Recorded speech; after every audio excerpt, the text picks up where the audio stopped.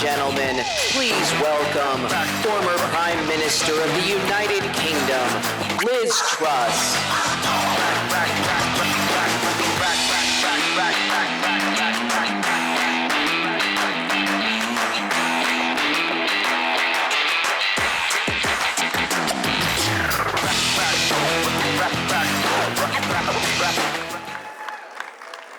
Well, ladies and gentlemen, it's fantastic to be back in America. And it's fantastic to be back at CPAC for the second year in a row. But last year, there was a dark cloud hanging over this conference. It was called Joe Biden. And this year, we are now under the leadership of President Donald Trump. This is truly the golden age of America. But I'm sad to report that Britain is in the dark age. We have a socialist government, commissars ruling over us, who are leading our country in a terrible direction. But what I want to say today is they are not the only problem. The current establishment stooges in Whitehall and Westminster are only the latest iteration of Britain going wrong for the past few decades. Because let's be honest, Britain isn't working. The British system is deeply rotten. Britain is becoming a failed state. We've got people who are being arrested and locked up for posting on X and Facebook. We've seen tens of thousands of girls as young as 12 raped, tortured, and even killed by Pakistani grooming gangs. And yet many of those perpetrators have not been brought to justice. In fact, those crimes have been covered up. And we know that the authorities colluded. We know there was police collusion, and we know there was collusion from the local council. We have a massive problem with illegal immigration, but yet we can't even deport people who are criminals from our country because of human rights. One example was an immigrant from the Democratic Republic of Congo, who had sexually abused his own stepdaughter. But he was allowed to stay in Britain on the basis of the right to family life. How disgusting. A criminal from Albania was allowed to stay in Britain because his son didn't like the kind of chicken nuggets they sell abroad, and I'm not joking you there. But it's not just a problem we have with mass migration and illegal immigration. We've also got a problem with our energy in Britain. So in Britain, fracking has been banned. I was the only Prime Minister who allowed fracking. Sadly, I wasn't in office long enough to actually make it happen. We have net zero policies that have decimated our oil and gas industry. The net result is we have the highest energy prices in the developed world. And in Britain, we've just seen the last steel plant close down last year. We cannot produce our own steel anymore. We have an economic orthodoxy, a Bank of England that has printed vast amounts of money. They've created rampant inflation. They've wasted billions of taxpayer pounds. If they weren't the government, it would be called a heist.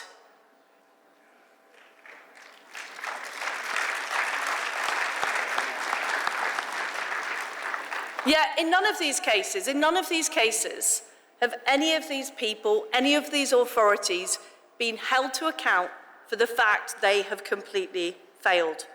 And we're in a situation where Britain is almost bankrupt, morally, socially, and economically. And I think people in this room might want to know, how on earth has this happened?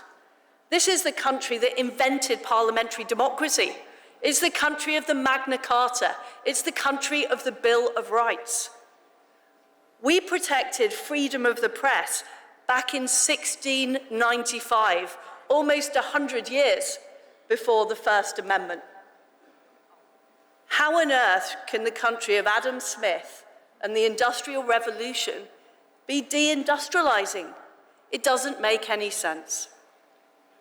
And the answer is that everything that made Britain great is being destroyed by an establishment that hates Britain and hates the West.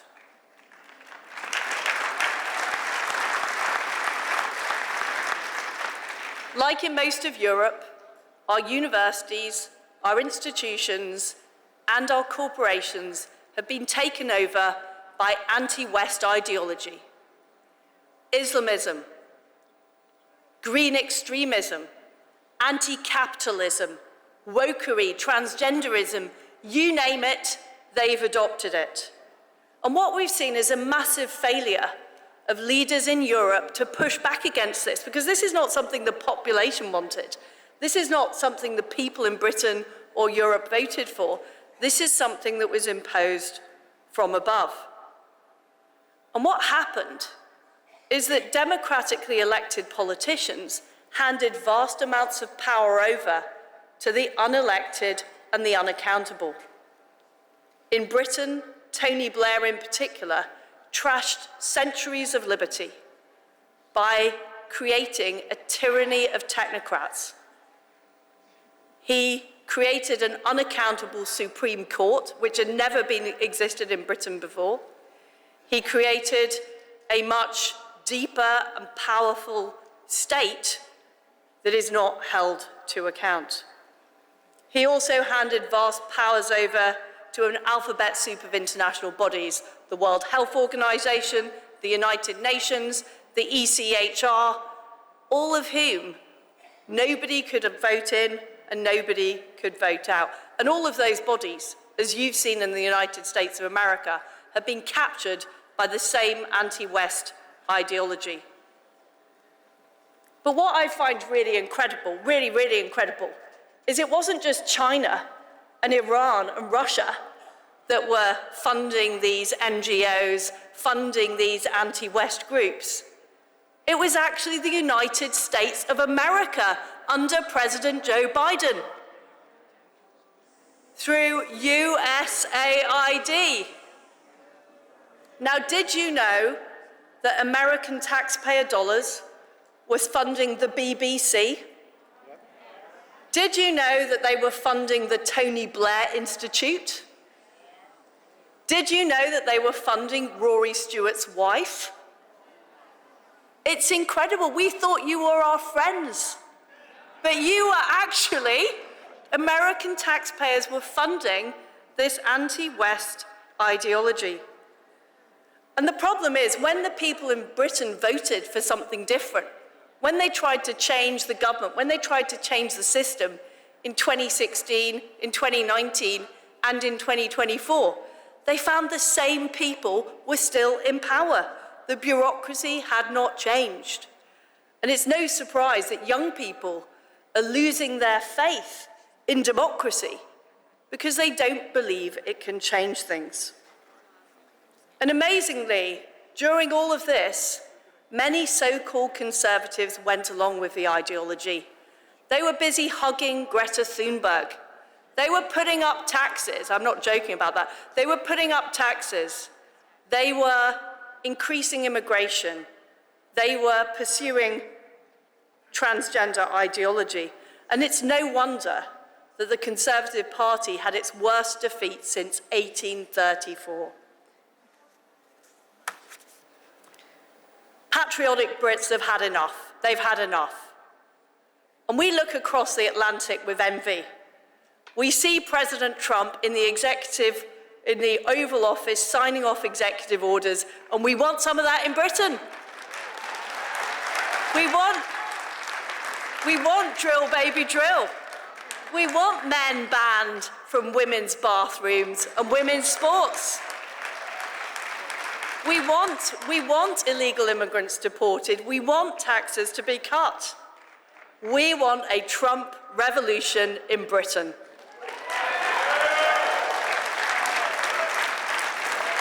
We want to flood the zone. We want Elon and his nerd army of muskrats examining the British deep state.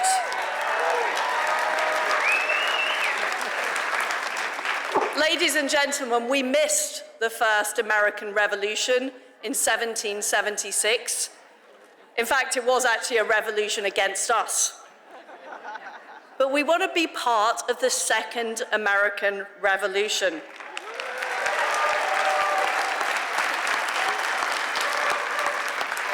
We want to dismantle the British deep state, which is older and more entrenched than the American one. We need a great restoration bill to repeal all of the terrible Blair laws, the Equality Act, the Climate Change Act, the Human Rights Act, the Constitutional Reform Act.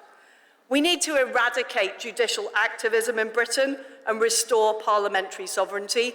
We want our government run by the executive, not by the bureaucracy.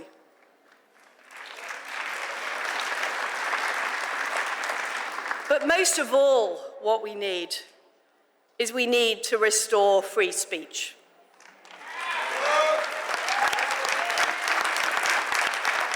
This is the lifeblood of our democracy. And J.D. Vance is right. Vice President Vance is right. Free speech is in retreat in Britain and in Europe.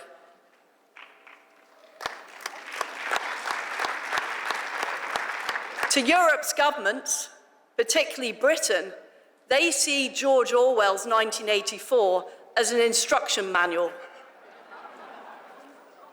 Look at the evidence. A British citizen was arrested for praying outside an abortion clinic.